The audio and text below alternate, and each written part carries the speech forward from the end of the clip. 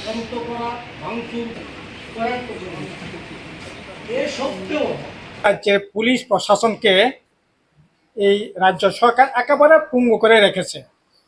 পুলিশকে কোনো ধরনের নিরপেক্ষভাবে কাজ করবার যে সাংবিধানিক যে রাইট, এটাকে কেড়ে নেওয়া হচ্ছে বলেই ধরে নিতে পারি। আমি গতকালের কথাই বলছি।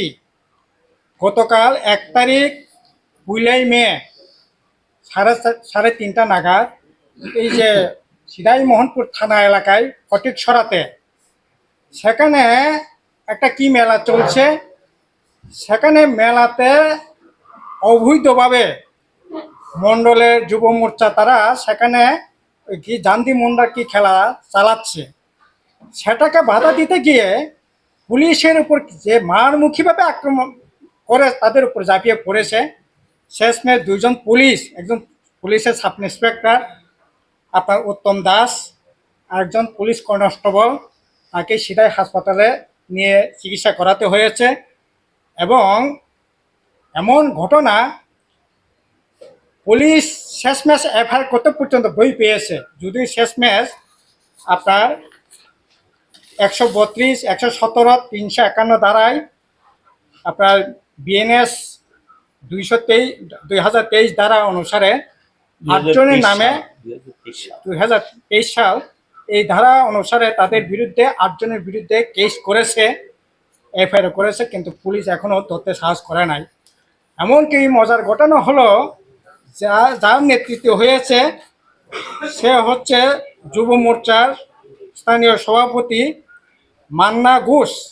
তার বাবা হলো সাতদুকিয়া গ্রাম পঞ্চায়েতের প্রধান স্বপন ঘোষ।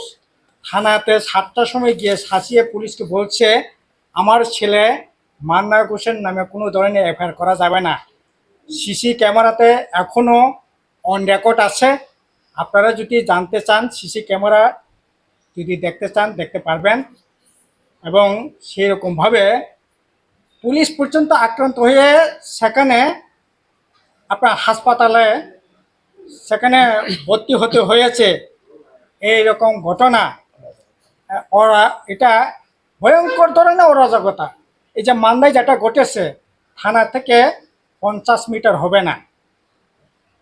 আমি তো আমাদের কনভেনার বলেছেন যে পুলিশ সন্ত্রাসবাদী দমন করেছে, যে পুলিশ গোটা দেশের মধ্যে, এমনকি বর্তমান প্রধানমন্ত্রী যিনি নরেন্দ্র মোদী সাহেব পর্যন্ত প্রশংসা করতে হয়েছে, জানতে চেয়েছিলেন এই রাজ্যে সরকার কি করে সন্ত্রাসবাদীদের দমন করেছে, অভিজ্ঞতা নেওয়ার চেষ্টা করেছে।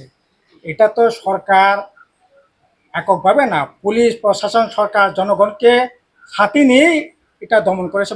পুলিশের ছিল মুখ্য ভূমিকা, কিন্তু এই পুলিশে আজকে এই দৈন্য দশা।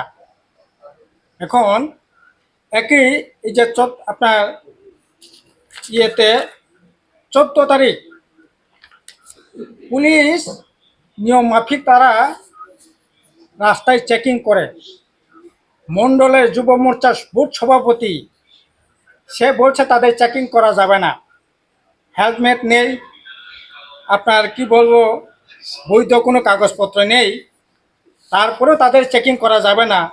জনসমক্ষে এই পুলিশ সাব ইন্সপেক্টর সহ যারা কর্মরত ছিলেন তাদের বিরুদ্ধে মানে আপনার একেবারে ভাষায় প্রকাশ করা যাবে না, সেরকমভাবে গালিগালাজ সেখানে করছে প্রকাশ্যে। এবং এতে